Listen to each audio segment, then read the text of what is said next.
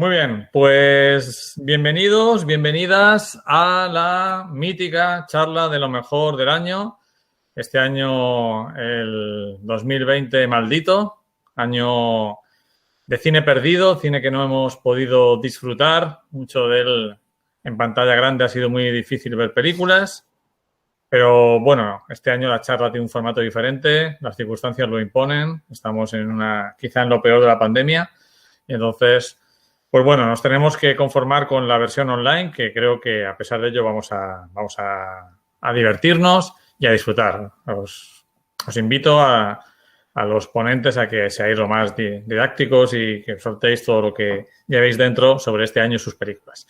Nos acompañan, junto a mí, tenemos a Flavia Bernárdez del podcast Cautivos del Film. Bienvenida, Flavia. Hola, buenas. Espero que tengáis una buena tarde de cine. Por supuesto, también está Augusto González de Información Televisión. Hola, Augusto. Hola, Augusto. Augusto se ha quedado como congelado. ¿Qué tal? ¿Cómo estáis? Desde la lejanía. Vale. Se te ha quedado la imagen como congelada. No sé, a lo mejor tienes que... ¿Me oís? Sí, te oímos perfectamente, pero ahora parece que ha hecho... Vale. Sí, ahora parece que sí. Muy bien. Pues tenemos a Augusto y a Flavia y a lo largo de la charla también participarán no presencialmente Gonzalo Eulogio, que por motivos de trabajo nos ha grabado un vídeo pero no puede estar con nosotros. Sabemos lo que le fastidia porque esta charla a él le motiva especialmente. Y tenemos también, al final de la charla, tendremos a Antonio Sempere, que como siempre intervendrá para hablar del cine español. Esos son las 5 personas que os van a intentar conducir por este extraño año donde muchas de las películas de las que vamos a hablar igual no las habéis podido ver porque ni siquiera habéis podido tener la suerte de saber que existían porque están dispersas en Netflix, Movistar, Filmin, Amazon, todo ese prácticamente laberinto de plataformas. Pero bueno, eso es lo que tenemos este año. Pasamos a las elegidas de lo mejor de 2020 y aquí tenemos las 5 películas que Augusto González ha elegido como sus 5 mejores películas del año. Mucho cartel en blanco y negro, veo por ahí. Y cuando quieras nos comentas por qué has elegido Man, For Sama, El Faro, Bullwalker y Sound of Metal como tus 5 películas mejores del año. Indicar, antes de que Augusto hable de ellas, que hemos intentado no repetirnos, ¿de acuerdo? Entonces, algunas de las películas que tengo yo, que tiene Flavio, que tiene Gonzalo, también nos gustan mucho a nosotros, pero para que salieran más películas, prácticamente no hay repetición. Se repite alguna excepcionalmente, pero hemos preferido, hablamos entre nosotros y preferimos elegir películas, cada uno 5 diferentes. Pues Augusto, cuando quieras. Pues sí, quería reiterar lo que has comentado, porque claro, generalmente esto es un sistema de votación, como tú bien sabes, y muchas veces los puestos de cabeza, pues casi todos siempre votamos a esos puestos de cabeza y al final son los que ganan, ¿no? Y este año, pues de forma excepcional, y yo creo que con buen criterio, Luis, hay que reconocerlo. Quizá es el año para reivindicar, porque por circunstancias, por obligación o por otras circunstancias, no hemos podido acudir tanto a las salas. Hay gente que tiene acceso a las plataformas, otra que no, y entonces quizá era el momento de reivindicar películas. Entonces, me parece una buena idea en vez de que todos dijéramos las mismas, que probablemente yo coincidiese con el gusto de Gonzalo o con los tuyos, pues reivindicar películas. Y también da un poco a conocer nuestros gustos personales, nuestras fobias y nuestras filias, ¿no? Y por ahí va un poco mi tema, porque aquí va a haber polémica, seguro. Pues vamos a ver, tengo que decir de antemano que luego hablará Gonzalo de las suyas, que sí que las conozco, las tuyas no las sé, sé que las has guardado en secreto Luis, y las de Flavia tampoco, las tenéis guardadas, custodiadas bajo llave, pero sí que con Gonzalo sí que coincido bastante, pero yo quiero reivindicar otro tipo de películas, ¿no? Y creo que al menos en 4 de estas 5 estéis conmigo, yo sé que en 4 estéis conmigo, en una no. En una no. A ver, empezamos, pues en una no, efectivamente. Pues empezamos con Mank. De hecho, de estas 5, pues yo creo que 4, si no me equivoco, son de plataforma, o como mínimo 3 seguro. 3 seguro. Tengo la duda de For Sama. Y la otra es dudosa. Tengo la duda de Forsama, que no se llegó a estrenar en Alicante, pero yo creo que sí que tuvo recorrido en Madrid o Barcelona, en circuitos, en cines. Vale, pues vamos con la primera, el Mank, que se estrenó en Netflix. Y, hombre, es la vuelta de David Fincher al cine, 6 años, y además cogiendo un guión escrito por su padre en el 2003. Y es verdad que es una película que habla de algo que tanto nos gusta, ¿no? Eso del cine dentro del cine. Pero es que no es otra cosa más que el proceso de elaboración del guión de Ciudadano Kane. Eso por un lado. Y luego por otro lado, porque la película va fluctuando a dos bandas a base de flashback. Toda la intrahistoria dentro de los grandes estudios en la que se puede ver pues productores muy reconocibles del Hollywood clásico, ¿no? Donde de luego no sale muy bien parado. Con una fotografía en blanco y negro portentosa, y eso sí, es verdad que es una película quizá muy exigente, es verdad, que exige un plus al espectador.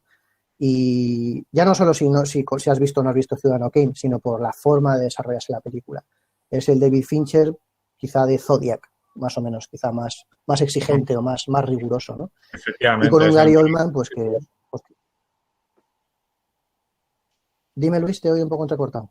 Sí, no, que es efectivamente lo que tú comentas, que es el más riguroso, ¿de acuerdo? Y como dice Flavia, por el chat podéis ir poniendo vuestras películas favoritas también, todos los que estáis escuchando. Vale.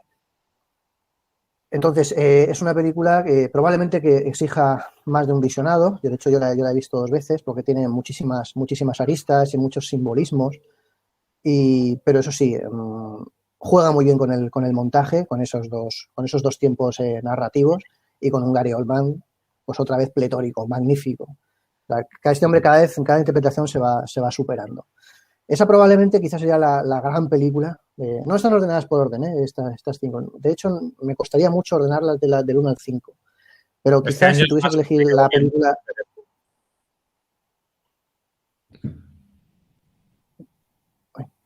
No te he oído, Luis. Se ve que vale, cuando nos juntamos se pierde un poco. No te preocupes. Vale, pues Mank sería la favorita. Luego, aquí he hecho un poco de reivindicación en 2 aspectos, en esta y otra que hablaré luego. El género documental, que siempre es el gran olvidado, siempre es una categoría en los Oscars ahí olvidada, pero a veces salen grandísimas películas. Y Forsama es una estupenda película, de hecho estuvo nominada al Oscar. Y es verdad que es una película difícil, porque es muy dura, ¿eh? Es la cruda realidad, es una periodista, que es la misma directora, que narra en primera persona el bombardeo de Siria. ¿Ha venido esta gente?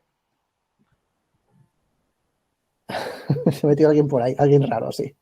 Y es, como digo, es una ópera prima y es una periodista que se mete dentro de un hospital donde durante unos días están hacinados ella con su marido, que es médico, y con Sama, que es la niña que ha nacido. Y es el asedio constante por parte del régimen político de Bashar al-Assad, y donde luego no hay nada ficticio, es la cruda realidad. Es decir, vemos hospitales con personas en el suelo, sangre a borbotones, nacimientos de niños en condiciones precarias, y sobre todo donde al final los que pagan el pato son los civiles, ¿no? Que es lo que trata de denunciar la película.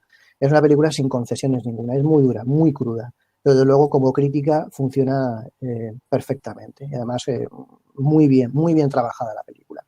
Yo la recomiendo, pero eso sí, es una película muy dura, muy exigente, hay que tener mucho estómago, ¿eh? La tercera sería la gran polémica. Esta fue una de las que entró en enero, en febrero, antes de que entrara la pandemia, y esa sí que pudimos verla en el cine, y es El Faro. El Faro es la segunda película de Robert Eggers, el director de La Bruja, una película también de terror psicológico, muy reconocida, muy reputada, a mí me gustó muchísimo, y aquí es verdad que para mi gusto está un poco por debajo de la película, de la primera, de La Bruja, pero Luis, puedo comulgar contigo que es una película es en blanco y negro, con un portentoso blanco y negro, y es verdad que tiene un ritmo moroso y difícil. Pero, chico, yo ya no sé, es una cosa que a mí me cuesta. Una película me aburra, me cuesta. Y esta no lo consiguió. Es un duelo narrativo, interpretativo entre Robert Pattinson, que ha sido un descubrimiento, este actor, y Willem Dafoe, que vuelve a ser un recital interpretativo. Y es un descenso a los infiernos, a la locura, ¿no? Y un poco también la crítica entre el sistema de clases, el sistema establecido, el novato que entra a un trabajo. Pero eso sí que es verdad. Yo coincido, eso se ha dicho mucho, que el último tercio de la película parece como que se desmadra demasiado, ¿no? Se juega demasiado con el surrealismo, con la fantasía, con el simbolismo, y es verdad que a lo mejor puede perder un poco. Se oyen por ahí fenómenos paranormales. Pepe, Entonces, me parece... es uno de los fundadores. Sí, parece que es una reunión, pero no sé si porque Pepe... Sí se oye por ahí unas voces raras. Se nos ha colado. Entonces, resumiendo, El Faro a mí son de esas películas raras que me gustan a mí. Pero es como el cine de David Lynch. A mí se le criticaba mucho porque no se le entendía, pero es que, no sé, son estas películas que te atrapan visualmente. Pero es verdad, coincido, Luis, que seguramente que es lo que me vas a decir, que la película pues te puede llegar a aburrir. Es verdad, o te atrapa o la odias. Eso es cierto. La cuarta sería otra de mis reivindicaciones. Sabes que yo comulgo mucho con el género de animación. Quizá aquí a lo mejor muchos dirían, ¿cómo es posible que en cine de animación no esté Soul, la última película de Pixar? Pues hombre, podría estar, pero a mí me gusta más esta. A mí particularmente me ha gustado más esta. Y es la última película de Tom Moore, el director del, ¿cómo se llama? El secreto del libro, ¿cómo se llamaba? ¿Cómo se llamaba ¿Te acuerdas, Luis, cómo se llama? El secreto de los Kells. La canción del mar y el secreto del libro de Kells. El secreto del libro de Kells. Que eran quizá mucho más fantásticas, mucho más, se jugaba mucho con los símbolos. Esta quizá es un cuento de hadas, más accesible para el gran público, pero tiene ese encanto de esa... No es ni mucho menos cine de animación por ordenador, es cine de animación tradicional, muy trabajado, incluso prácticamente casi clásico, es un cuento de hadas clásico. Y es el respeto por la naturaleza.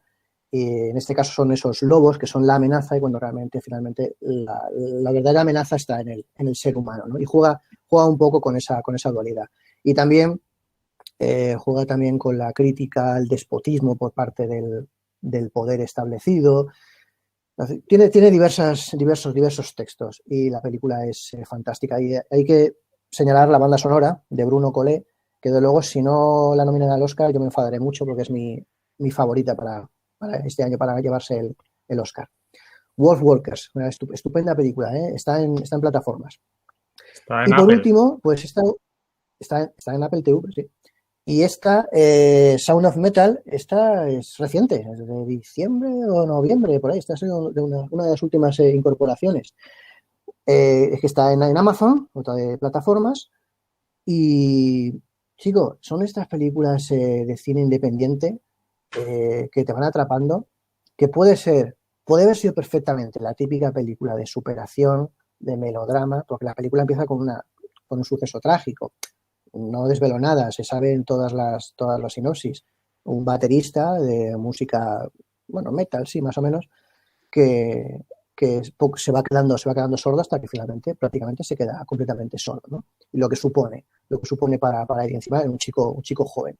Pues de eso habla la película, ¿no? De cómo poder afrontar ese suceso trágico, tanto a nivel profesional como a nivel personal. Cómo afrontarlo y cómo tratar de levantarse. Y cuando a mediados de película se junta con una comunidad sorda, hasta ahí voy a leer, perfectamente se podía haber ido por otros derroteros mucho más melodramáticos y mucho más fáciles, y la película remonta muy bien. Y tiene un último tercio fantástico. Y además juega muy bien con el sonido esta película, pero muy, muy bien. Utiliza esa enfermedad degenerativa del protagonista como elemento de expresión narrativa para el director.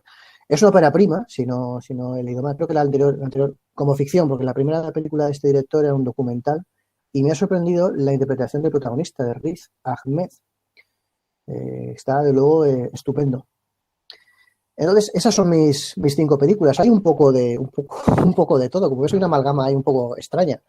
Pero sin duda también coincido, lógicamente, con las otras grandes películas que luego diréis. Pero claro, como haya que elegir otras y abrir un poco el abanico, me quedo con estas. Y ahora ya, Luis, ya puedes destriparme todo lo que quieras. Muy bien, gracias, Augusto. No te he interrumpido porque veía que al hablar sobre cuando tú hablabas no me escuchaba, entonces he preferido que no molestarte. Yo coincido, Boardwalk, que no la he visto todavía, tengo muchas ganas de verla porque El secreto de los libros de los Kells me gustó mucho. Y luego Mank y Sound of Metal me parecen 2 películas excelentes. Sound of Metal es una gran sorpresa. Es una película, como tú bien dices, que en cualquier otras manos se hubiera convertido en un melodrama de superación insoportable. Y aquí para nada va por ahí. El personaje en ningún momento cae en lo lacrimógeno. Riz Ahmed es un actor excelente. Yo recomiendo que lo veáis en la serie The Night Of, que es una serie magnífica. Y es una cinta que trata con dureza y con cariño a la vez el tema que trata. Y como tú bien dices, esta película debería estar nominada sí o sí a los Oscars de Mejor Sonido. Porque el tratamiento que hace del sonido es maravilloso. Como te hace sentir como una persona que está sufriendo esa enfermedad degenerativa del oído. Y luego, pues sí, discrepamos en el Faro. Porque sí, que discrepamos en el Faro. Sí. Sí, no, pero habías dicho que tenía que estar, es que se ha perdido ahí, tenía que estar nominada al Oscar a Mejor Sonido. Sound of Metal. Tenía que estar nominada al Oscar de Mejor Sonido. Sí, cierto. Sí, cierto. Porque hace un uso increíble. Sí, seguramente se lo lleve Tenet, pero bueno. Seguramente. Y luego, pues sí, discrepamos en el Faro. A mí me parece una película técnicamente y fotográficamente perfecta, pero una película bastante dura de soportar. A mí, yo la vi en San Sebastián y no me salí de la sala porque estaba en la mitad de una fila y me sabía mal levantar a la gente. Pero fue una experiencia dura de soportar para mí. Bueno, no quiere decir que sea una mala película, sino que no es mi rollo. Pero bueno, para gusto, además está bien que la hayas incluido porque es una película que está en muchas listas.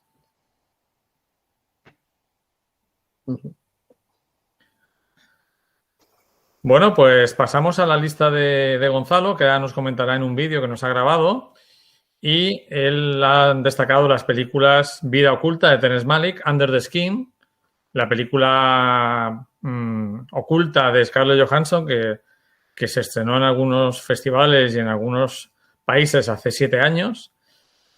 Para mí, la mejor película indie del año, que está también en mi lista, ya os adelanto, que es Nunca, Casi Nunca, A Veces Siempre. Ondina, que es una película muy poco vista. Y Falling, que es la ópera prima de Viggo Mortensen como director.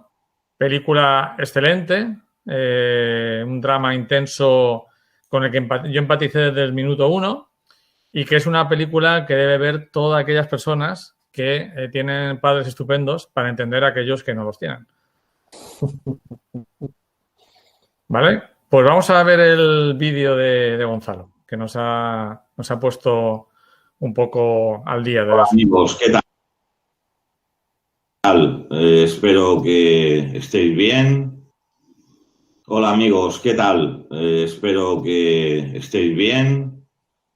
Y como ya os habrá dicho Luis, pues la carencia de hardware necesario me impide intervenir en directo en este resumen del año que tanto tiempo llevamos haciendo, tanto en televisión como luego organizado por Luis en diferentes escenarios, pues me obliga a mandaros este vídeo, ¿no?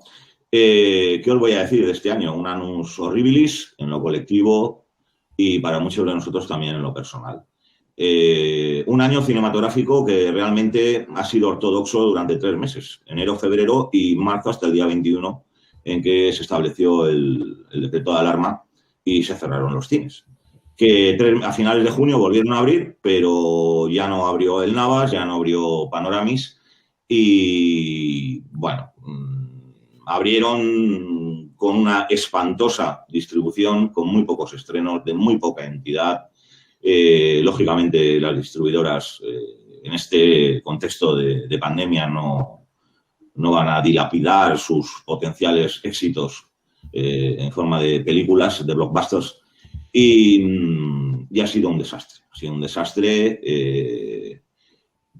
del que, pese a todo, y voy al grano, pese a todo, pues, hombre, he podido ver algunas películas realmente estimables, incluso buenas.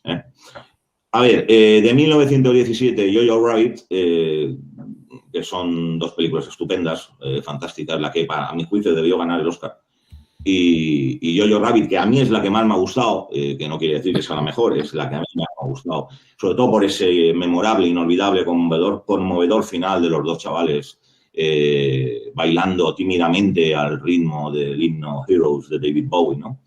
Quería destacar un par de pelis árabes que me parecieron magníficas pese a su modestia y que desgraciadamente son otros testimonios fílmicos del estatus de sometimiento y cómo la mujer está sojuzgada en los países del Magreb y en los países árabes, sobre todo fundamentalistas, ¿no? Que son Papisha, Sueños de Libertad y Adam. Solo las voy a nombrar. Yo he elegido 5 películas, como me ha pedido Luis, y paso sin más a deciros cuáles son. A ver, no necesariamente, para mí, a ver, entre estas 5 podría haber algún tipo de modificación, pero estoy francamente cansado de ver siempre el mismo tipo de historias, con los mismos clichés, con los géneros fotocopiados, en fin. Y entonces he elegido 5 películas distintas y desde luego muy distinguidas, ¿no? Yo sé que a algunos pues no les gustó. A mí me parece que Vida Oculta, la última película de Terrence Malick, me parece una obra de arte.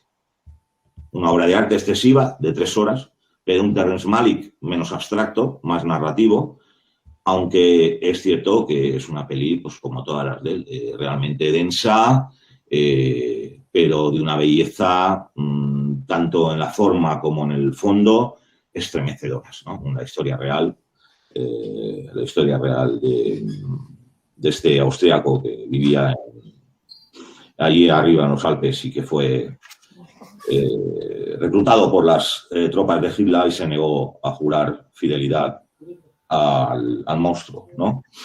Bueno, pues después de Vida Oculta, la película independiente norteamericana del año para mí, sin duda, es Nunca, casi nunca, a veces siempre. Una película también terrorífica que yo vi con el corazón encogido, que vi sufriendo y que es otra historia más de la América profunda, por lo que se ve y por lo que se sugiere, ¿no? Y que tiene, a mi juicio, la otra de las secuencias del año, que es el interrogatorio que da justificación al título de la película, que sufre en plano fijo y único la protagonista que va a interrumpir voluntariamente su embarazo y que pasa un auténtico calvario en Nueva York hasta que lo consigue, ¿no? Me parece una película extraordinaria. A ver, Under the Skin. Under the Skin es una peli rara, es una peli, no hace falta que os lo diga, que se ha recuperado porque es de 2013, pero retomando el argumento anterior, para mí ver una película de estas es algo, es un pastel, es un dulce, porque dulce en el buen sentido, quiero decir, es un dulce porque es total y absolutamente distinto a todo lo que se ve en el cine. Todo lo convencional que se estrena, que es todo prácticamente igual, ¿no? Y bueno, es una peli para mí hipnótica, fascinante, con otra secuencia atroz. Un auténtico John Merrick en la Escocia de los 80, 90, ¿no? Cuando se mete en el coche con la protagonista, con Scarlett Johansson, con la extraterrestre convertida en mujer. Y es algo que además supone el punto de inflexión para la toma de conciencia de la misión que tiene la protagonista en la Tierra, ¿no? Es una secuencia realmente que te hace temblar. Lo mismo le pasa a Ondina. Ondina, la peli alemana de Christian Petzold, para mí de los mejores cineastas europeos en la actualidad. Ondina es una peli llena de simbolismos, y ya sabemos que mezcla realidad con mito, insisto, hay cosas que a mí no acabaron de cuadrarme, pero a mí me hipnotizó. En gran parte por Paula Beer también. Y es una peli también de una belleza formal, de una elegancia, de una clase, de una distinción, a mi juicio, pocas veces vista. Ondina. Y termino con una peli que vi bastante después de que se estrenara y que me dejó cao, como es Falling, el debut en la dirección de Viggo Mortensen, que demuestra que también tiene talento como director, no solo como actor, ¿no? Falling responde a esa obsesión que tienen los norteamericanos y que han tenido siempre en la literatura, en el teatro, Tennessee Williams, etcétera, etcétera, ¿no? Sobre la relación del padre con el primogénito.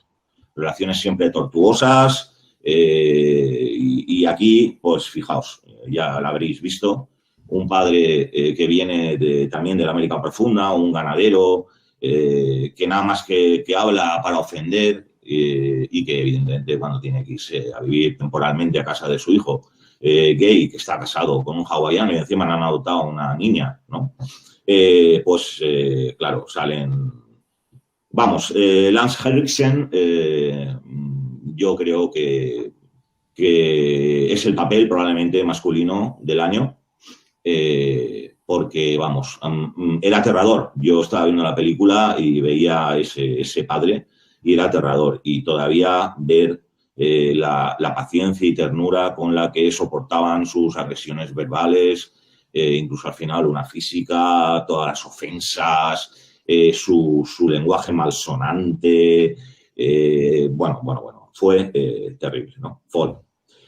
Así que estas son las películas, a mi juicio, más destacadas. Ha habido otras que puntualmente, me han gustado algunas cosas, no todas, no totalmente, pero bueno, sería muy largo enumerarlas. Solo, como sabéis, siempre termino con las malas, que este año prácticamente no he visto malas, pero qué casualidad que las malas que he visto, pues sean 3 españolas y una con Robert De Niro.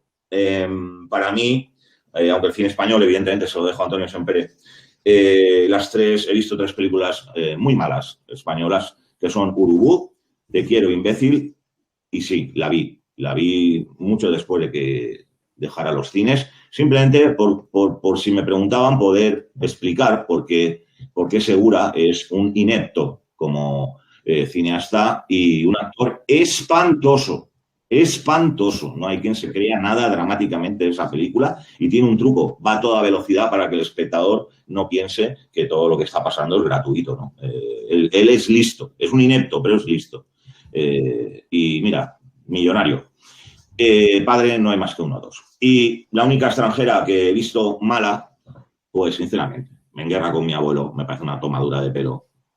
Me parece una chorrada, me parece una tontería, una frivolidad, en fin, que juega con autorreferentes del propio De Niro, pero que a mí me parece, pues que De Niro pues a veces hace películas que, bueno, él es libre de hacer lo que quiera, pero que son infumables, como esta, En guerra con mi abuelo. Bueno, amigos, a ver si el año que viene podemos hacer esto en condiciones, allí en la sede de la universidad o donde Luis decida. Con la sala repleta de público, podemos ser nosotros mismos, podemos gastar bromas, podemos decir libremente y discutir y bromear y tal, porque eso era realmente, nos daba mucha vida y creo que la gente que asistía se lo pasaba francamente bien y creo que además pues le ayudaba, ¿no?, a tener sus propios criterios. Así que nada, un placer, un abrazo a todos e insisto, espero que el año que viene sea muy distinto.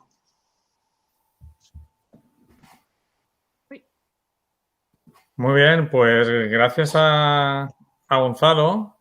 Todos deseamos lo que él nos ha dicho, que el año que viene nos podamos juntarnos en la sede o donde surja, todos presenciales, poder gastar bromas, interrumpirnos, no estar pendiente de si la wifi va bien o no va bien. Pero bueno, este año es lo que toca y lo que no queríamos es que esta tradición se perdiera, aunque fuera online. Entonces, gracias a Gonzalo por su lista siempre tan coherente con sus conocimientos de tantos años de cine y por haber aportado algunas películas malas, que sí que es cierto que este año, en primer lugar, no vamos a hablar mucho de las malas porque ha habido tantas cosas malas en el año que añadir más miseria no nos apetece. Y también es cierto que como hemos ido menos al cine y hemos elegido más en plataformas, pues yo prácticamente es que no he visto películas malas porque ya estaba más informado de ellas y directamente me las ahorraba. Ahora toca el turno de alguien que se estrena en esta charla, que es Flavia Bernárdez, que nos va a aportar un punto de vista diferente y que ha elegido sus 5 películas del año, que son 3 de plataformas y 2 estrenadas en cine. Hay que decir que La Inocencia es una película que entró en los Goya del año pasado, pero en Alicante y en la mayoría de España se estrenó en enero de 2020, con lo cual la hemos metido, porque antes preguntaba a alguien en el chat que era difícil saber si eran de 2019 o 2020. Hemos elegido lo estrenado en 2020, tanto en cine como en plataformas. De hecho, la película Under the Skin que ha elegido Gonzalo es de 2013, ¿vale? Pero hemos ido a lo estrenado en cine y plataformas. Y ahora me callo y dejo el turno a Flavia para que nos comente sus películas. Bueno, buenas tardes a todos y a todas las que estamos aquí en el chat. Y nada, comentaros, por ejemplo, que La Inocencia es que lo que le pasó a la pobre mía, que le retrasaron varias veces el estreno. De hecho, se la pusieron al principio justo después del Festival de San Sebastián. Luego se lo pasaron a diciembre y luego a enero. O sea, un desastre el tema de la distribución con esta película, que también criticaré otra cosita más de ella, ¿no? De su distribución, digo. Y nada, empiezo de izquierda a derecha. También comentar lo mismo que Gonzalo, no he tenido una favorita este año. Son todas más o menos, vamos, solo con las 5 que me quedaría si tenía que quedar con 5 y si no repitiera, ¿de acuerdo? Pero vamos, para mí una de mis favoritas sin duda ha sido El Juicio de los 7 de Chicago. Me lo he pasado pipa viendo esta película. De hecho, cuando terminé de verla, bueno, no podía dejar de verla y cuando terminé de verla me levanté y aplaudí cual aplauso americano, ¿no? Típico. Sorkin está estupendo en esta cinta, ¿no? Con un ritmo frenético, con una peli que transcurre casi todo el tiempo en interior de una corte, ¿no? De judicial. O sea, que me parece que ahí lo ha conseguido muy bien. Encuadrar la cámara y darle ese ritmo a los diálogos que también hace y que hemos visto tantas veces, tanto en sus series y sus películas, ¿no? También otra cosa que me gustó mucho del Juicio de los 7 de Chicago fue el recurso del flash forward y flashback, ¿no? Para explicar sobre todo la idiosincrasia de cada personaje. Esta película, es una peli de personajes. Entonces, claro, cada uno viene de una parte muy distinta del movimiento por los derechos civiles americanos, ¿no? Que ahora mismo parece casi utopía aquello que ocurrió, puesto que la parte, todos esos colectivos en este caso de Estados Unidos, se unieron en pro de unos mismos objetivos, que ahora, sin embargo, vemos aquí, por ejemplo, en nuestro país reflejado y parece que está años luz, ¿no? Me parece muy interesante también la cantidad de películas sobre esta temática, películas y series de esta temática que ha habido este año, ¿no? Destacar la magnífica de HBO de Mrs. America y también una de hace poco, justo que salió, creo que fue en Amazon, que es producción de Amazon, de la de One Night in Miami, ¿no? Que habla de una noche que pasaron en Miami 4 de los afroamericanos más importantes de los 60, más influyentes. Nada, destacar por último que Sacha Baron Cohen está magnífico. Parece que ha sido un año en que ha reaparecido y ha dado otra vez un golpe a la mesa, ¿no? Reivindicándose como cómico y como actor dramático, que es. Y de hecho, para mí los mejores diálogos las mejores frases de esta película las tiene su personaje, ¿no? Y nada, reivindicar de nuevo el discurso de empoderamiento civil que tienen al final, ¿no?, de la película en el propio juicio, y que aunque Sorkin muchas veces peque de cursi, en esta ocasión ha sido un cursi que me emociona, ¿no? Nada, pasó a la siguiente, que es Bad Education, una película que creo que pasó con más pena que gloria por HBO, se estrenó en plataformas ya. Creo que no llegó a estrenarse en cine en España. No sé, Luis, ¿se estrenó en cine en España? No, se estrenó directamente en HBO. Es una película estrenada en plataforma porque ya fue después del confinamiento y decidieron, por lo menos en Alicante no se estrenó. Vale.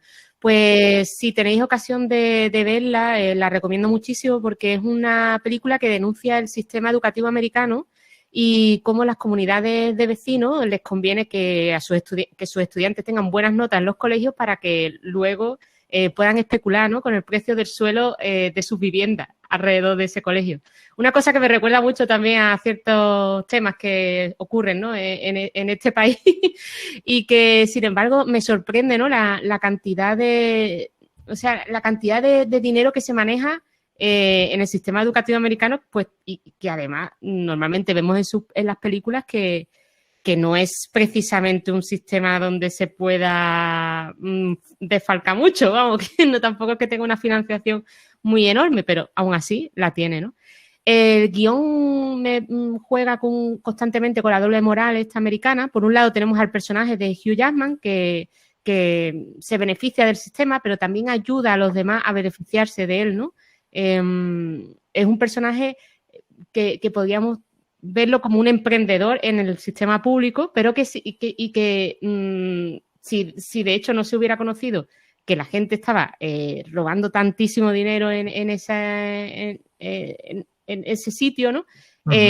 Nadie se hubiera quejado de ello. O sea, realmente es como que en cuanto se descubre el pastel sí que los demás ya se ponen en contra de él, pero si no, cada uno se hubiera seguido por su camino, ¿no?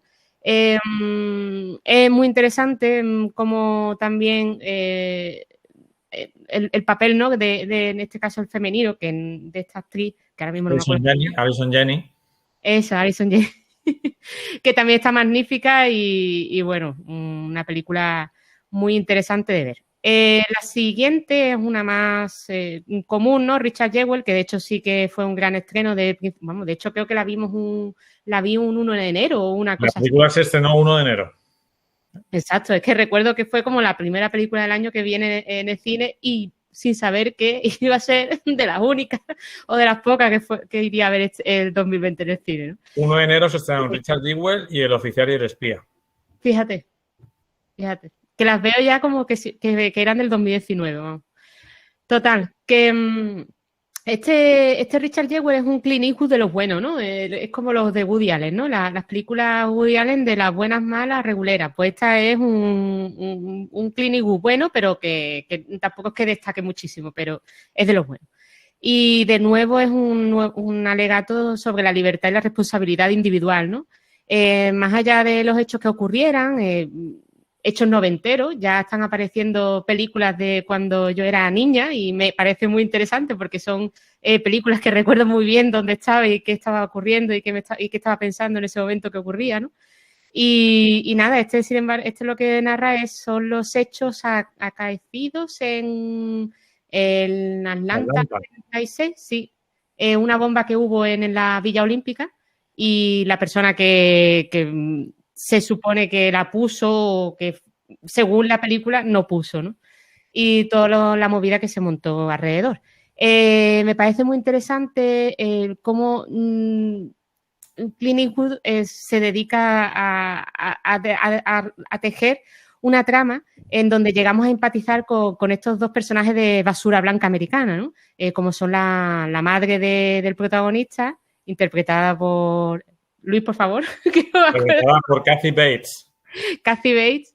Y bueno, y el personaje de Sam Rockwell, que me parece que es un personaje súper tierno y justo, donde el espectador se puede ver reflejado, ¿no? Perfectamente en cómo poco a poco le va cogiendo cariño a estos dos personajes, a la madre y a la víctima, verdugo, etc., ¿no?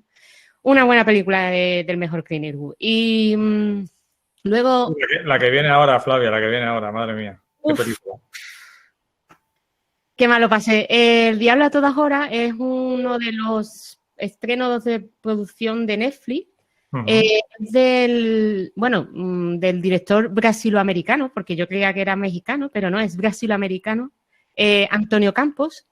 Y trata de un terrible relato de la América profunda que habla de la manipulación, la envidia y las situaciones sociales de la vida de las tierras de este interior de Estados Unidos, ¿no?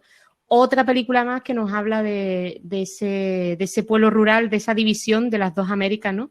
Que tanto estamos viendo hoy en día también. O sea, no es solamente esta película, también ha habido varias de este tipo, de las que nos habla de historias de pueblos de interior y bueno. La de Glenn Close, por ejemplo, Hillbilly, una elegía rural, que es una película que explica perfectamente esa América que vota Trump, por ejemplo. Y alguna más también que has visto tú, que también me has comentado.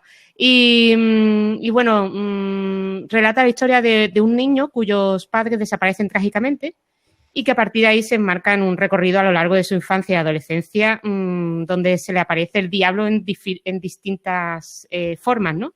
Al principio en un padre, luego en un autostopista y por supuesto un pastor vampiresco, que ya sabréis a quién me refiero.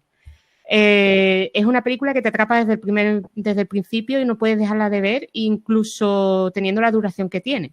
Es de ese típico viaje que te enmarcas con sus protagonistas y bueno, no puedes parar de ver. Me gustó mucho la interpretación de la que hace de hermanastra del chico, que también la vimos en esta chica, que no sé cómo se llama tampoco, que también vimos en Heridas Profundas, Sí. otra serie súper interesante de esta América profunda de hace 2 años y bueno, también os la recomiendo muchísimo. Y por último, la cuota española de mis 5, La Inocencia, la cuota española y valenciana. Es el portentoso y humilde debut de la castellonense Lucía Alemán. La Inocencia se supone que es una historia autobiográfica de ella, que está basado en parte en la vida de la directora, en su pueblo ficticio de origen, ¿vale? Narra las aventuras y desventuras de una adolescente que en plena efervescencia ve cómo sus sueños no son aceptados por sus padres y a pesar de que ella está decidida a hacerlo, ¿no? Ella se quiere enrolar en una escuela de circo. Y bueno, la película es súper luminosa, refleja muy bien lo que es ser de pueblo. Y esa parte, ¿no? del prejuicio y la observación continua de tus vecinos, ¿no? Y del hazme reír, de que te enteras, ¿no? De cosas que dice tu madre o tu vecina por otros sitios. Pone bastante, a mí, por ejemplo, me puso bastante nerviosa con ese tipo de cosas, pero la actriz es que está estupenda. Y bueno, aquí mi puntillita estuvo súper maltratada por las distribuidoras porque doblaron las partes habladas en valenciano al castellano y, sin embargo, es una película que refleja totalmente la normalización bilingüe de la comunidad, ¿no? Ya que es que continuamente están pasando de un idioma a otro. Incluso te das cuenta que las partes donde hablan en valenciano y está doblada, porque claro, la estrenaron en cine, incluso aquí en Alicante doblada, se doblan ellos mismos, los mismos actores, y hay algo que no casa bien. Entonces, vamos, yo que soy bastante especialista con esto, me puso un poquito nerviosa. Pero nada más, la película es estupenda, entretenida, cortita y muy recomendable. Muy bien, pues la La verdad, como te comenta David y como comenta Flavia, esta es una película que ahora se puede ver, creo recordar, en Movistar, en versión original. Os la recomendamos fervientemente que la veáis en la versión original. Yo suscribo las 5 películas de Flavia. Como anfitrión me he ido pues quedando con otras películas que no elegía ni Flavia, ni Augusto, ni Gonzalo, porque este año no hay un póker de películas maravillosas, pero sí que hay mucha película muy interesante. Y nada, creo que me toca a mí ahora. Creo que sí. Perfecto. Y bueno, curiosamente, yo que siempre me toca ser un poco el defensor del cine estadounidense en esta charla, pues este año solo tengo una película estadounidense que además ya ha comentado Gonzalo, que es Nunca, casi nunca, a veces siempre. Y me he decantado por una película danesa, otra italiana, otra polaca y otra española. Y ya sé que suena un chiste, pero realmente son películas muy destacables. Y lo primero que os quiero decir, aunque sean por su nacionalidad, puedan parecer posibles peñazos aburridos, al contrario, son películas muy, muy entretenidas y que enganchan desde el primer momento.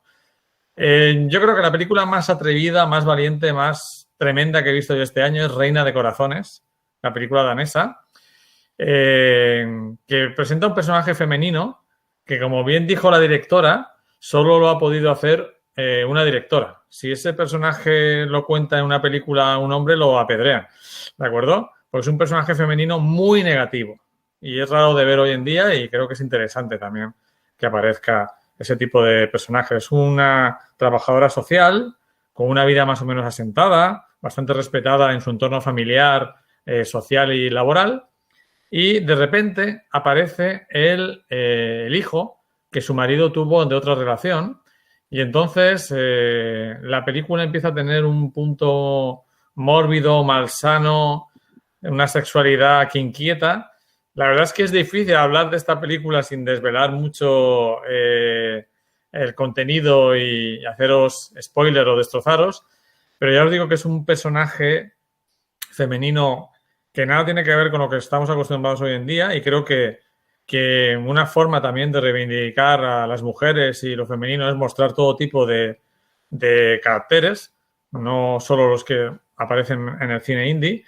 Es una película además visualmente magnífica, es una cinta que te mete dentro de esa zona medio rural donde se desarrolla, con escenas sexuales súper, súper atrevidas para lo que estamos acostumbrados hoy en día y unos actores magníficos. Una cinta que tenéis que ver sí o sí. Martín Eden. Martín Eden es una película que se ha estrenado en cines, igual que Reina de Corazones, pero de una manera muy limitada, como la mayoría de lo que se ha estrenado hoy en día, en este aciago 2020.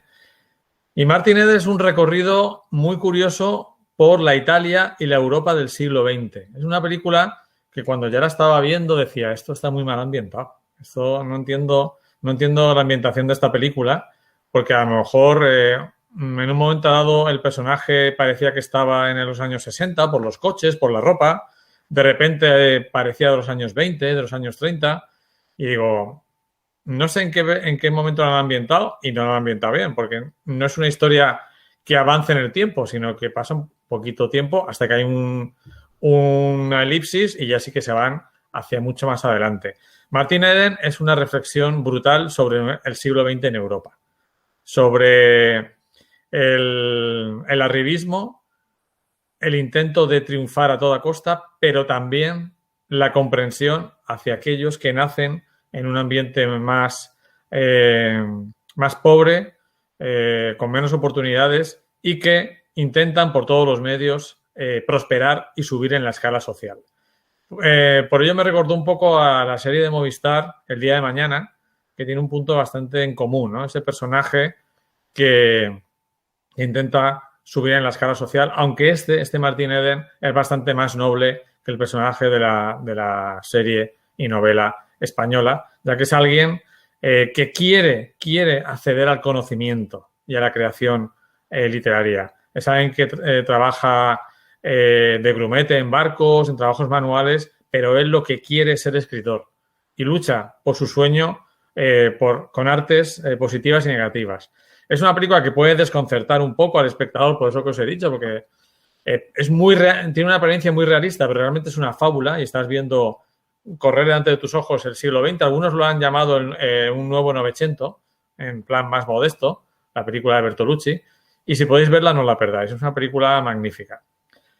Otra película que llama muchísimo la atención es Corpus Christi, que es una película que ha ganado los premios del cine europeo, algunos de los premios del cine europeo, y que es una película muy valiente para ser polaca, porque te mete dentro de lo que es esa cultura tan católica que existe en este país y te va mostrando, va poniendo un espejo, hace un poco un Borat no cómico sino trágico. Es un tipo que no es sacerdote, pero se hace pasar por sacerdote y va conociendo los claros oscuros de los católicos de la ciudad donde ha ido a vivir, ¿no? Que tienen una parte hacia el exterior pues muy solidaria, pero que cuando vas descubriendo quiénes son terribles, ¿no? Eso también me recordó un poco al Plácido de Luis García Berlanga. Luego, la película que ya ha comentado Gonzalo, con lo cual no me voy a extender mucho, la película indie del año para mí, estadounidense, una interpretación majestuosa de las dos protagonistas, especialmente de la chica protagonista. Te embarcas en su viaje desde el primer momento. Yo tuve la sensación de estar viendo una película de los años 70, esa que te cogía el personaje del cuello y ya no te soltaba, como ver KV de medianoche. Sigue su peripecia por las calles lluviosas de Nueva York gastando maletas y buscando la manera de que la protagonista pueda abortar sin que su familia se entere. Y vas viendo un poco la diferencia entre los centros de salud sexual vinculados a la Iglesia y los que son del Estado, ¿no? Una película tremenda que te impacta, pero que merece mucho la pena ver. Y bueno, iba a elegir El oficial y el espía de Polanski, pero es una película que se ha visto más y quería poner una película española que a mí me ha gustado muchísimo, que es My Mexican Bretzel.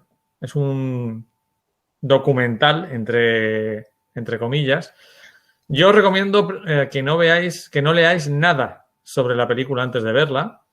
Es un documental de 70 minutos hecho con películas Super 8 de los años 50 y 60 y es la primera película que yo he visto en mi vida que cuando termina y te ponen los títulos de crédito, si no sabes nada sobre la concepción de la película dices, madre mía, qué idea más buena, y te la desvelan en los títulos de crédito.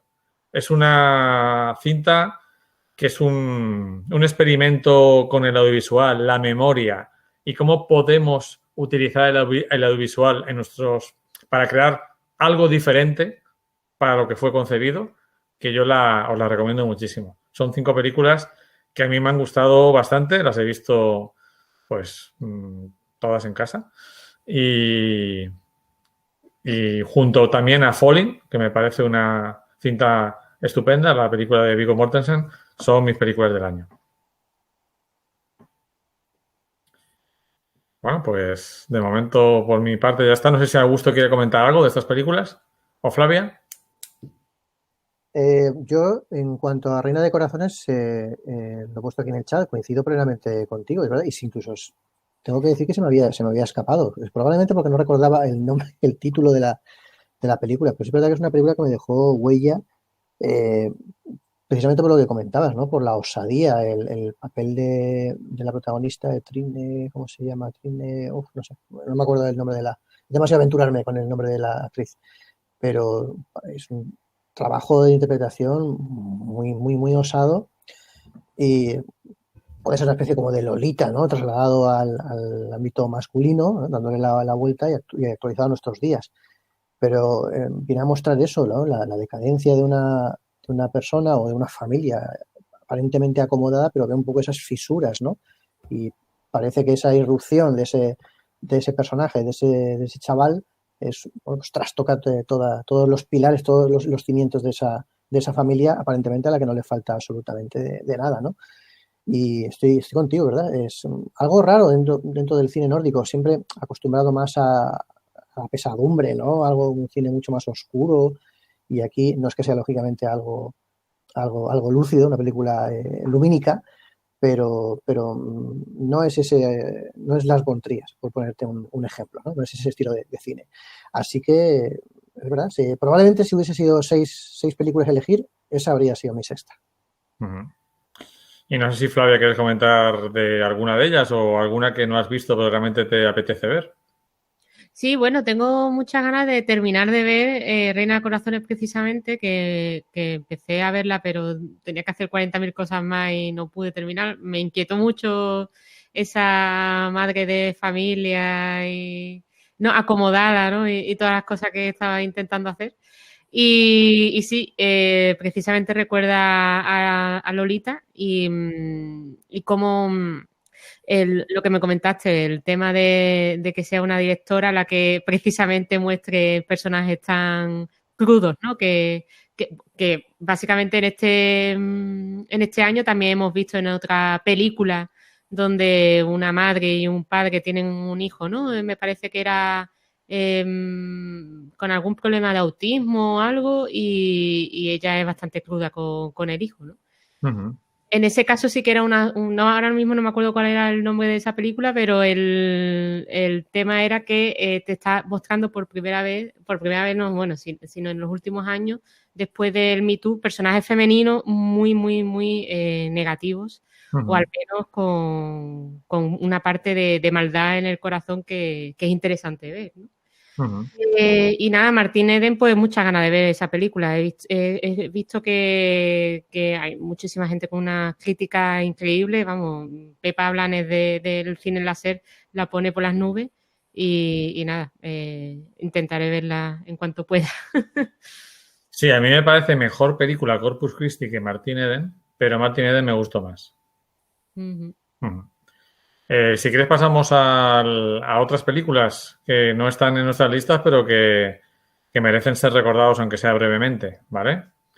Hemos puesto 5 películas españolas más que no son las que va a comentar Antonio Sempere, para no pisarle, que son El Plan, que se estrenó a principio de año, Voces, que me parece una obra de terror bastante lograda, No Matarás, que yo no la he podido ver, pero la destacan bastante como un thriller potente, el documental del año junto a My Mexican Press, El año del descubrimiento, que es sobre las revueltas de la reconversión industrial en Cartagena en el año 92, al mismo tiempo que España estaba de super fiestas con los Juegos Olímpicos y la Expo de Sevilla, y la que posiblemente será ganadora de los Goya y una de las películas del año, la película Las Niñas, también ambientada en los 90, un poco lo que comentaba Flavia. Ya estamos empezando a ver películas ambientadas en los 90 porque los autores ya han llegado a la edad de recordar su infancia. La película de Pilar Palomero, que nos cuenta un poco su propia vida en un colegio de monjas en la Zaragoza también de principios de los 90. No sé si queréis comentar algo de alguna de estas películas, si las habéis visto o si os apetece verlas. A ver, Luis, yo destacaría de Voces. Tenía muchas ganas de verla porque precisamente Ángel Gómez Hernández, que es su director, era su ópera prima en el largo y había pasado varias veces con nuestro programa haciendo cortos y le dijimos que iba a tener un futuro prometedor porque dirigía muy bien, pero a mí Voces me defraudó un poco. Es un cúmulo de influencias de todo lo que él ha bebido de joven, es muy joven, de niño, de todo el cine de terror, la literatura que ha podido leer y además de su padre, que también es un gran cinéfilo y escritor de cine de terror, que también aparece en la película. Pero y formalmente la película está bien dirigida, pero me parece un intento a emular al cine de James Wan. Y creo que recurrir a veces al susto, algo que odio mucho en el cine de terror actual, la utilización del sobresalto, del susto barato, creo que le sobraba a esa película y tiene algunos momentos realmente muy conseguidos. Hay un momento en el que se puede ver por primera vez ese monstruo, ¿no? En la cama, un juego de cámara magnífico y formalmente está muy bien dirigida y el guión se puede decir que está bastante bien trabajado, pero me molestó eso, que tuviese que recurrir en ciertos momentos para incrementar el terror al susto barato, ¿no? Quizás es el tirón de orejas que podía darle a la película. Entonces, pero es verdad que dentro del género de terror es algo que no es que se salga mucho de la media, pero al menos es digno y está bien dirigido, eso es cierto. Sí, la película se estrenó en cines y luego se pudo ver en Netflix. Sí. A mí me gustó sobre todo el trabajo de cámara de él. Es verdad que que precisamente por lo bien que la dirige no le harían falta esos sustos innecesarios. Ujú. Y un par de giros de guión poco habituales en el género Sí. que me gustaron bastantes. Entonces, lo vamos a ir viendo. Ahora, David Fuente nos pregunta sobre Bits. Ahora comentaremos, no te adelantes, David, que todavía no la hemos siempre comentamos la peli. Flavia, ¿tú quieres comentar algo de algunas pelis o hablamos de las de abajo? Hemos puesto 5 españolas y 5 europeas. Y luego hablaremos de otras estadounidenses. No, nada, que me interesa mucho el año de descubrimiento porque quiero saber qué pasó en Cartagena y tal. Me parece muy interesante, bueno, muy interesante, curioso, ¿no? De lo que habla ese documental. Creo que fueron por unas protestas, ¿no? Por una... Sí, porque van a cerrar los astilleros y todo esto. Ah, sí. Bueno, sí, en la época de cierre de astillero y tal. Y nada, lo que pasa es que todavía no está en plataforma. Espero que prontito la pongan. Creo que era Filmin, ¿no? La que la estrenaban. Sí. Conjunto con las niñas. A ver si... Son 190 minutos, eso sí, ¿eh? Hay que verla por partes. Además, ¿y por qué no han hecho una serie? No lo entiendo. Pues sí, le voy a funcionar igual mejor. Y nada, yo creo que ya mejor pasar a las siguientes. Pues sí, luego abajo tenemos películas europeas. Emma, punto, que es una película que se estrenó en salas. Bits, que preguntaba David Fuentes, que hay 2 Bits de 2019. Hay una de afroamericanos y esta es de, no me recuerdo si irlandeses, escoceses. Creo que es escoceses. Escoceses, chavales en la Escocia de principios de los 90, pues totalmente abandonados de la mano de Dios. Y es una historia de amistad muy realista. Yo la recomiendo, ya la vi hace mucho tiempo en el propio confinamiento, creo, en Movistar. Luego la película de Roman Polanski, que me parece muy buen cine de corte clásico, El oficial y el espía, Yakuza. Algunos la han acusado de ser como una especie de autodefensa, de justificación o de autodisculpa de Polanski por su famoso caso de abuso sexual de los 70. Otra película de animación que quizá Augusto haya visto, que son Las golondrinas de Kabul, y El padre, que es una película estrenada en cines y que de momento no ha habido otra manera de verla. Yo no he podido verla, pero está en muchas listas. No sé, Augusto, ¿qué te parecen estas? Yo no he podido ver Las golondrinas de Kabul, desgraciadamente, y seguramente sería una de las grandes películas de animación del año, pero me sorprendió El oficial y espía. Tras un par de traspiés que ha tenido Polanski, aunque yo es de alabar, ¿no? Entre la situación personal en la que está, en la que no puede pisar suelo estadounidense, pues que tenga que buscarse un poco la vida y hacer cine como pueda, ¿no? Y tras ese par de traspiés que fue La Venus de las Pieles y basado en hechos reales, películas demasiado intimistas, demasiado interiores, casi obras de teatro filmadas, pues aquí con El oficial y el espía ha hecho una película, como decía, sí, de corte clásico, larga, hay que decirlo que es larga, pero con el peso de los diálogos, pero creo que está bien justificado ese uso de interiores, el que se ve prácticamente abocado, Polanski, a hacer el uso de interiores, pero es que nada más empezar la película, tal y como empieza con ese patio abierto, con la lectura del veredicto, una grandeza cinematográfica estupenda, y con qué poco Polanski te atrapa, ¿no? Y luego todo es la sucesión de diálogos e interiores, despachos y demás, y cómo saca pues todas las miserias de un sistema corrompido, ¿no?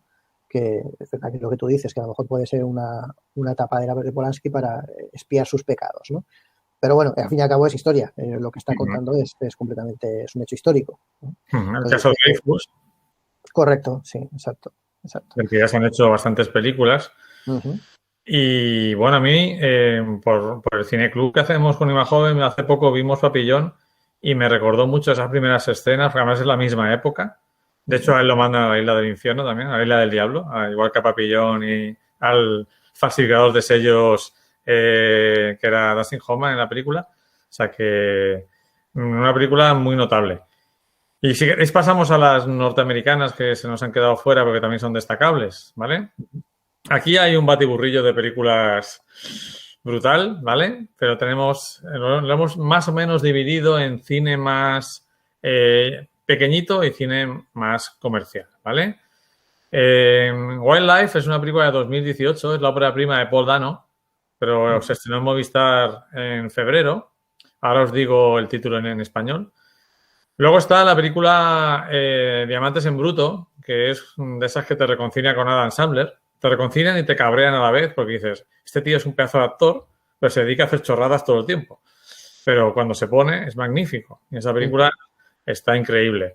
Saint Frances es una película pequeñita que está nominada al premio John Cassavetes del cine independiente, que es un premio dedicado a películas hechas con menos de $500,000, que es poquísimo. Y es una película muy tierna de una chica que recupera un poco la conexión con la maternidad a través de ser una niñera.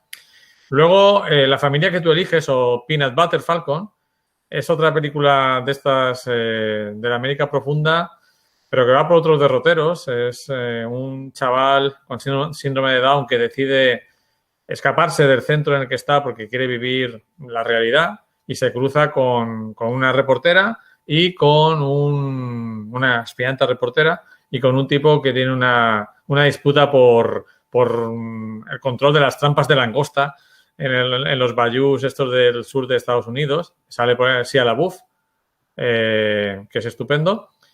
Y bueno, y luego Iván Gadea, que nos dice que Callionari es el pañazo, entiendo que quiere decir el peñazo del año. Eso, peñazo.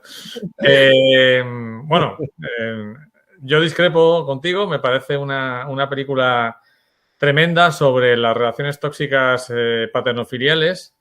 Me parece que tiene momentos muy tiernos, como cuando tienen que entrar en esa casa donde hay una persona a punto de morir.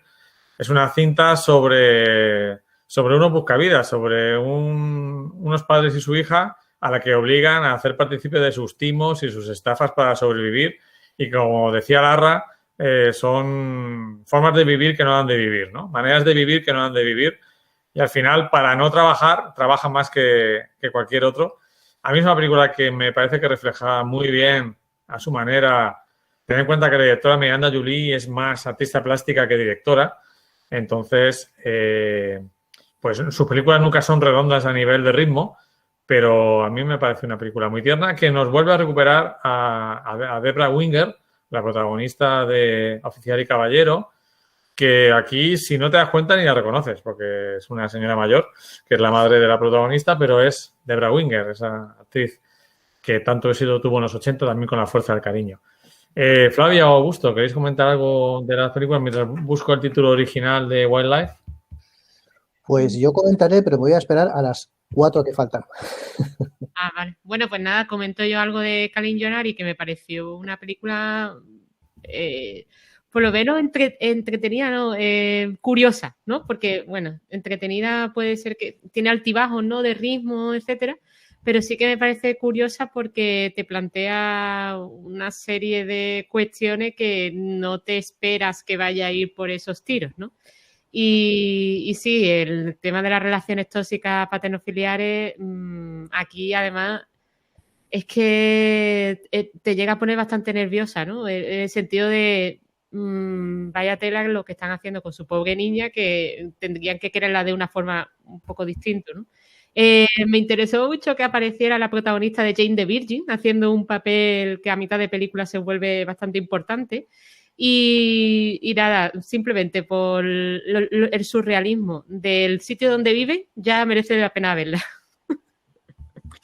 Pues sí, el sitio donde viven es un no lugar, un subsitio.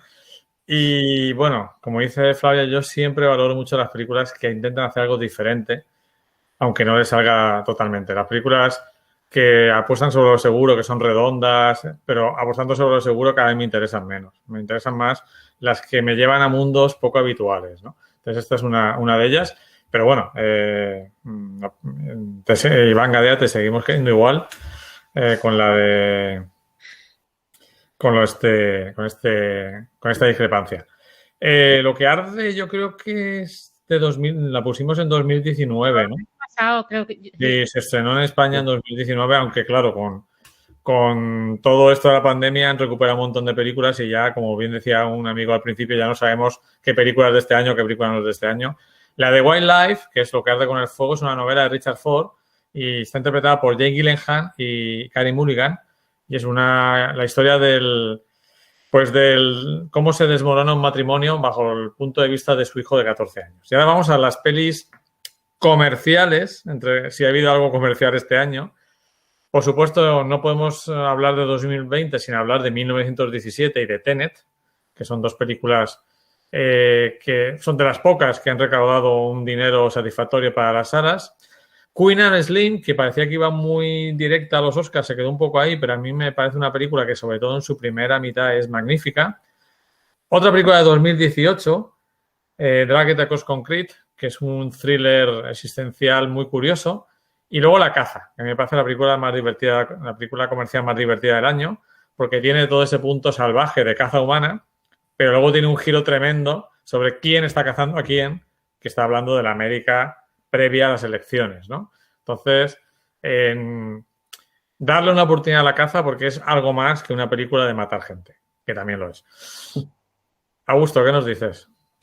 A ver, con La caza luego me habéis sorprendido, porque fíjate que yo siempre he sido el pesado del cine de terror y demás, y me he llevado muchísimos chascos y he comido muchísima porquería de terror. Pero La caza, claro, visto todos los antecedentes que tiene la Blumhouse, que es la productora, que son 9 de cada 10 son malas o horrendas, pues está directamente, no quise entrar en ella. Porque además me parece un poco volver a los Juegos del Hambre, la saga La Purga y todo este tipo de cosas, incluso con toques de Saw, ¿no? De la saga Saw. Entonces esta, pues simplemente pasé de largo, pero bueno, ya me habéis llamado la atención y tendré que verla. Pues si tiene algún aliciente, pues tendré que verla. Sí, a partir del minuto 40 el girazo es brutal y te va a encantar, Augusto. Vale, pues le voy a dar una oportunidad. Sale Betty Gilpin, que es la coprotagonista de la serie Glow, que también es una aliciente. Y estoy contigo con Queen and Slim, la han llamado como el Bonnie and Clyde afroamericano. Bueno, hay muchas, ¿no?, que siguen esa tesitura. Y le ha perjudicado esa denominación. Sí, exacto. Porque, bueno, pues, sabes que ahora como está todo este tema de, bueno, pues la defensa de los valores raciales y demás, y efectivamente le puede haber venido un poco en contra de esa denominación. Pero me sorprendió efectivamente, es verdad que está un poco estirada, ¿eh? La película está, creo que un recorte no le habría venido nada mal, pero me sorprendió también este actor, Daniel Kaluuya, que lo vimos en Déjame salir, una película también que tuvo su éxito dentro del género de terror, y se está labrando un hueco, dentro de la industria. De 1917 no vamos a decir nada más porque es un portento, para mí es una película fantástica, un portento en lo técnico. Está la discusión de que si encuentra guión, si sí o si no. Yo soy de los que la defienden. Y Tenet, pues creo que fue la última película que vi en cine, creo que entró en agosto, si no recuerdo mal. Y creo que fue la última película que vi en una sala de cine. Y tengo buen recuerdo de ella, a pesar de que entendí la mitad, pero no sé, de esos momentos que dices, llevo tanto tiempo sin ir al cine, con lo que hay fuera de la sala de cine, lo que estoy viendo en una pantalla, en una sala, con este sonido y demás, pues chico, no quería que acabara la película, a pesar de que no estabas entendiendo absolutamente nada, porque Nolan es así, Nolan te explica el planteamiento, hasta ahí lo entiendes y luego empieza ya a tergiversarlo todo y no entiendes absolutamente nada. Pero disfrutas porque te mantiene pegado a la pantalla. Y bueno, probablemente sea carne de Oscars técnicos, probablemente, pero ya digo que es una película que yo creo que a pesar de que veas 2, 3, 4 veces, probablemente Nolan tendrá las cartas marcadas o tendrá alguna baraja dentro de la manga y nunca vas a coger y encajar las piezas del puzzle, porque probablemente sea una película que juega a ser críptica, ¿no?, como otros directores. Muy bien, Rosa comenta la antología de 5 largos y mediometrajes que ha hecho el director Steve McQueen, el de 12 años de esclavitud, que son historias sobre los afroamericanos, no, sobre los negros en Inglaterra en los años 80.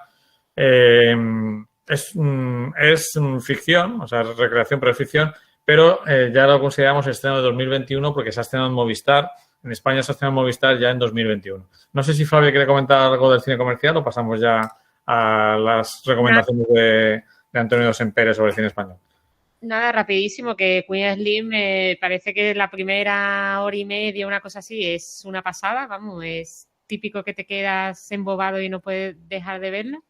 Y 1917, que me parece un videojuego, la sensación de inmersión es total y ese ejercicio de llevar al cine, ¿no?, el casi un plano subjetivo, ¿no? de una aventura, pues me parece interesante, pero más que nada eso. Para mí, anecdótico, que le doy, por supuesto, todo el mérito que merece una película de este calibre por toda la planificación que seguramente tuvo, esos planos, secuencias, etcétera.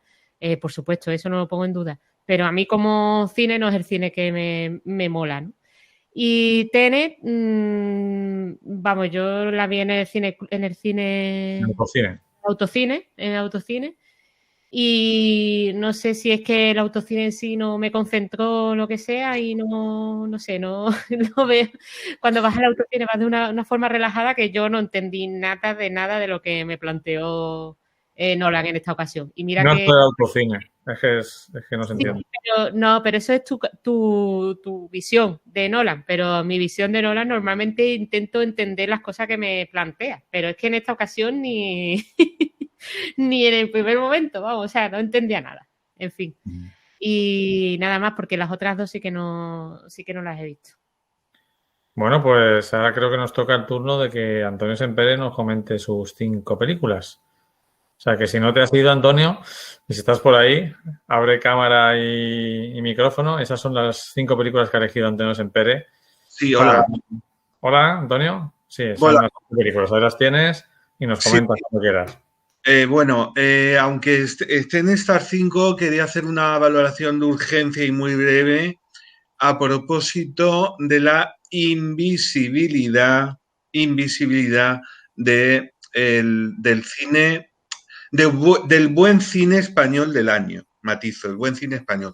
¿Qué quiero decir con esto? Que cuando en marzo llegue la noche de los Goya, el común del espectador de la 1 de la gala va a decir, ¿pero esto qué es? ¿Pero esto qué es? A ver, Anne, ¿qué es? Baby de Juan Bajulloa, ¿qué es? Aquelarre, ¿qué es? Porque son películas completamente invisibles. O Un mundo normal que he seleccionado, ¿qué es? Doy cifras. Las niñas, la gran película triunfadora de la noche, que será triunfadora, gracias a la intensa publicidad, la han visto al final 92.000 espectadores. Pero es que la de la Coixet, Nieve en Benidorm, la han visto 50.000.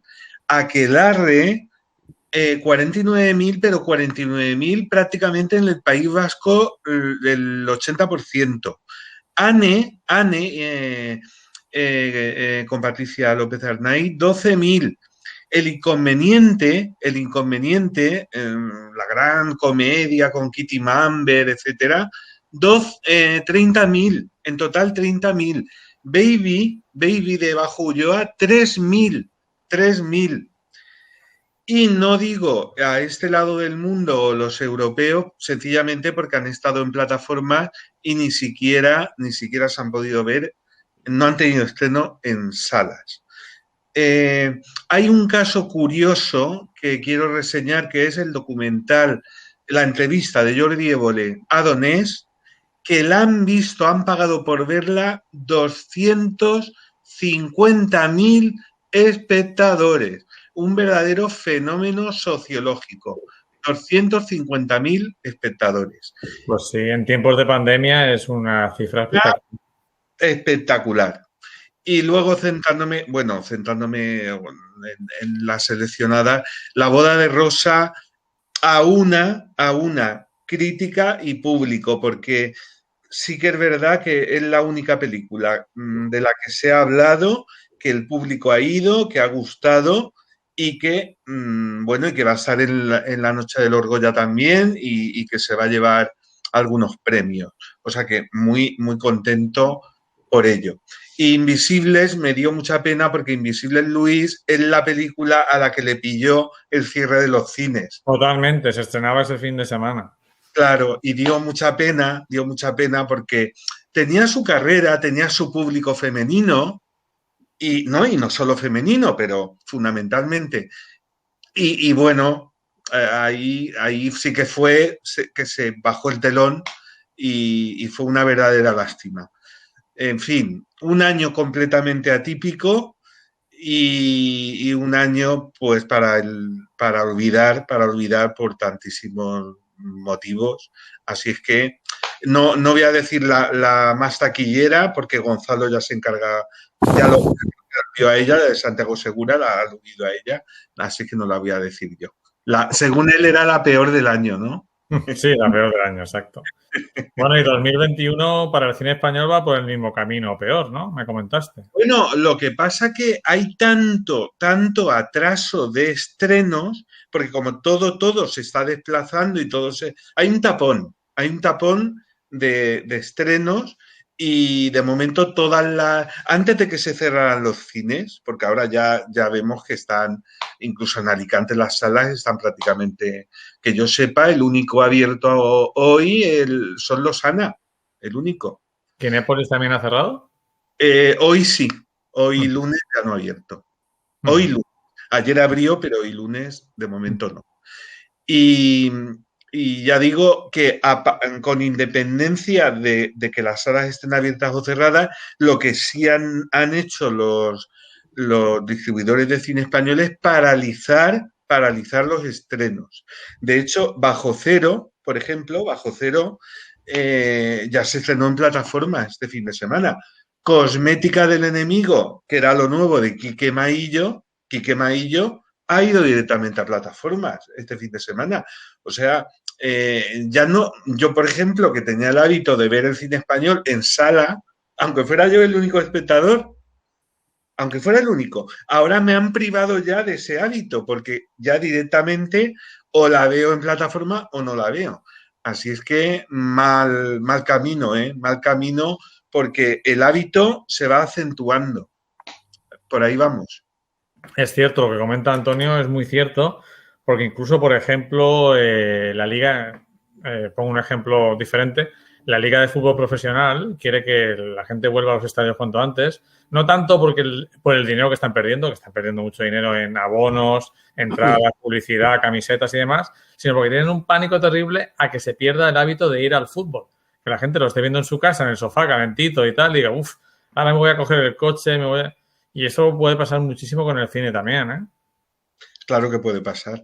Así que, bueno, los blockbusters, etcétera, a lo mejor regresan, pero ¿y qué ocurrirá con el cine pequeño? ¿Qué ocurre con los europeos y a este lado del mundo? Pues lo que ha ocurrido ya, que han estrenado directamente en plataformas. Hay que decir que siempre hay que intentar mirar la parte positiva. Me refiero a que si estuviera pasado hace 30 años, no hubiéramos visto nada de cine. Ahora con las plataformas tenemos esa opción y de hecho las plataformas sí que ayudan a que películas que no se producirían, porque ya no interesan al gran público, se produzcan, ¿no? Entonces, las plataformas son como todo algo claro oscuro, pero también tienen esa parte de ventajas. Nos comentaba, gracias, Antonio, muchísimas gracias. No sé si quieres comentar algo más. Bueno, Sentimental, que ya que no está aquí, Sentimental de Sesgai también me merece mucho cariño porque es la alta comedia, o sea, la comedia bien hecha. Está la comedia de Santiago Segura y luego está la comedia inteligente, que es la de Sesgai. Muy bien. Nos comentan por aquí que Adu no ha aparecido ni en nuestra lista ni en la tuya. Yo personalmente no la he visto, con lo cual no he podido... Bueno, como tiene 13 nominaciones, ya va muy bien servida. No necesita nuestro apoyo, ¿no? Está claro. Muy bien. Bueno, pues Iván por ahí nos comentaba la de Estoy pensando en dejarlo, que también estuvo a punto de entrar en nuestra lista. Es una película que ha despertado diferentes opiniones, ¿de acuerdo? Y hablando de un elemento sentimental, nos queda todavía hablar de qué vemos para el 2021 y una sorpresilla, una cosa que os queremos comentar. Pero no quería terminar esta charla sin acordarnos de Antonio Dopazo, el crítico decano de Alicante, que por diferentes motivos, incluido la pandemia y que no hay cine en las salas y demás, pues se ha jubilado de su labor como crítico que desarrollaba, si no recuerdo mal, desde el año 68, con unos muy tiernos 18 años. Entonces, no sé si nos está viendo o está viendo a alguien que lo conozca, le mandamos un fuerte abrazo y nos encantaría que hubiera estado aquí, pero bueno, ya él nos dijo que, dado que ya no estaba ejerciendo profesionalmente, que está un poco separado ahora mismo de la labor de crítica, pues que prefería quedarse en un segundo plano, pero le mandamos un abrazo muy fuerte a Antonio Dopazo, que creo que se hace extensivo a todos los que participamos en la charla. Muy bien, ¿y el 2021 qué? ¿Cómo lo veis? Hemos puesto ahí una lista tremenda de películas pendientes de estrenar, la de Bond, la de Paul Thomas Anderson, la de Wes Anderson, West Side Story de Steven Spielberg. Posiblemente hay 200 películas en espera, así importantes. Pues yo creo que lo que va a pasar este 2021 va a ser un poco repetición de lo que ha pasado en el 2020, ¿no? Más títulos que básicamente se van a retrasar, anuncios de plataformas donde como Warner creo que fue, que ya iba a estrenar todo por HBO Max. Y seguramente la confirmación de que finalmente exhibidores, productores y ¿qué más era? Sí, Productores, distribuidores y exhibidores. y exhibidores van a emerger en una sola empresa, puesto que la famosa ley Paramount en Estados Unidos, que impedía que estas tres partes del cine pudiera ser hecha por la misma empresa, ¿no? Esa doctrina ya ha muerto y lo más seguro que la bajada y el descenso de los cines, los cierres de los cines, bajará también su valor y ahí empresas como Disney, etcétera, aprovecharán, ¿no? Para hacer un nuevo producto cinematográfico como pueden ser los estrenos en salas, solamente en sus salas, ¿no? Estrenos Disney, solamente en salas Disney y tipo como conocemos ahora con las plataformas Netflix, etcétera, pero un poco también con el cine en sí, ¿no? Muy bien. ¿Tiempos oscuros vienen o tiempos diferentes, simplemente, ¿no? Para el cine? Muy bien, Augusto, ¿tú ves un futuro negro? Yo pienso que ya, a ver, esto nos ha hecho reflexionar y, bueno, nos vemos abocados al cine en plataformas, ¿no? Veo realmente muy complicado que se recuperen los cines, porque probablemente es lo que decíais, el espectador se haya acomodado y cuando finalmente salgamos de esto, sacar al espectador medio de la comodidad de su sillón, de compartir la cuenta con otros amigos y demás, que eso probablemente incluso haya hecho reducir la piratería. Eso también hay que tenerlo en cuenta. El tema de compartir las cuentas de Netflix y demás, ¿no? Que es otro de los cánceres que teníamos hace unos años que ahora parece que se está erradicando. Pues claro, yo creo que va a ser complicado el que vuelva en condiciones. Ya en circunstancias normales, antes de la pandemia, era muy normal ir a las salas entre semana y que estuviesen como mucho 20 personas en la sala. Y eso, entonces, claro, ahora hay que volver a meter la mentalidad al espectador de volver a las salas de cine y vivir solamente de los fines de semana. Lo veo difícil. Entonces yo creo que habrá que hacerse la idea, por mucho que me pese, porque es verdad que algunas películas merecen la pantalla grande y el espectáculo sonoro y audiovisual de la pantalla grande, pero habrá que verlas en plataformas, no queda la otra. Sí, yo creo un poco lo que ha comentado Antonio Sempere de que las grandes blockbusters sí que se seguirán estrenando como acontecimientos, pero las películas medianas y pequeñas están abocadas a las plataformas. Sí, esto recuerda un poco lo que pasó también en los años 50 con la llegada de la televisión en Estados Unidos. El cine en sí, el hecho de ir al cine va a tener que cambiar sustancialmente, puesto que ya tenemos grandes pantallas en casa, comodidad de mantita, sofá y buenos productos para comer durante la visionado de la película y creo que algo se tendrán que inventar. Claro, es que en las plataformas tienes un acceso tremendo. Yo, por ejemplo, hoy le he dado a 2 botones del mando y he visto Matrimonio a la Italiana, Vittorio De Sica. Al final tienes una filmoteca en casa y eso es muy, muy goloso. Entonces, es complicado. Bueno, no sé, Flavio, si quieres comentar una cosita que tenemos por ahí añadida. Ay, no, perdón. Típico. De actualizar, ¿no? Sí. ahora. Exacto. Hemos preparado una sorpresilla. Como complemento a esta charla, hemos preparado, tanto Flavia como yo como redacción y Flavia como diseño, un pequeño libro interesante del cine perdido del 2020. Es decir, las películas que hemos hablado aquí y otras comentadas ampliamente. Y si entráis en imajoven.com podéis conseguirlo gratuitamente si os afiliáis a si os suscribís a la newsletter semanal que os enviamos. Y también, si nos queréis apoyar como asociación, pues el libro se puede descargar gratis, pero tenéis la posibilidad de pues apoyarlo con una pequeña ayuda, la que vosotros consideréis una aportación.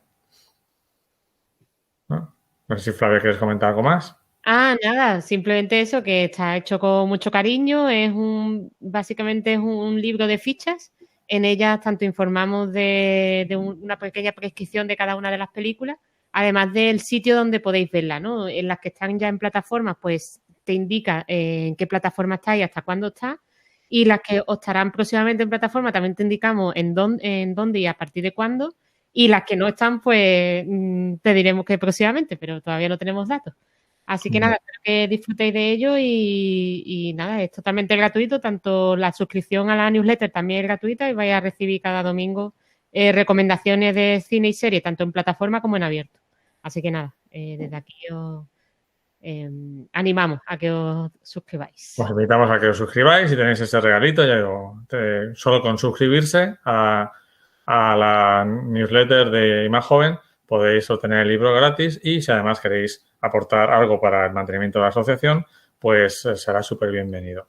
Ahora no sé si alguien quiere preguntar algo, tanto por el chat como por micrófono. No sé si queréis preguntar algo. Pablo de Castro nos recomienda Limbo, una película de la que yo no tengo conocimiento, sobre refugiados sirios en una isla escocesa. ¿Alguien quiere preguntar algo, comentar algo? Parece que no. Pues si no hay nada más que comentar, dar las gracias a Flavia, a Augusto, a la sede por darnos este espacio. Gracias por venir a todos. Ahí tenéis donde seguirnos y suscribiros. Y nada, las próximas charlas serán ya a finales de marzo. Ahora nos tomamos un pequeño descanso. Serán a finales de marzo y haremos un repaso a algunas de las películas que marcaron la transición entre los años 70 y 80. Una charla con Iván Skoda sobre las películas más diferentes de esa época y otra sobre el cine cotidiano de esa época con Flavia. Muchísimas gracias a todos. Gracias a Pepe por su labor, Pepe de la sede, José Manuel Monforte por su labor coordinando el Meet y nos vemos en la próxima reunión. Un abrazo a todos. Hasta luego.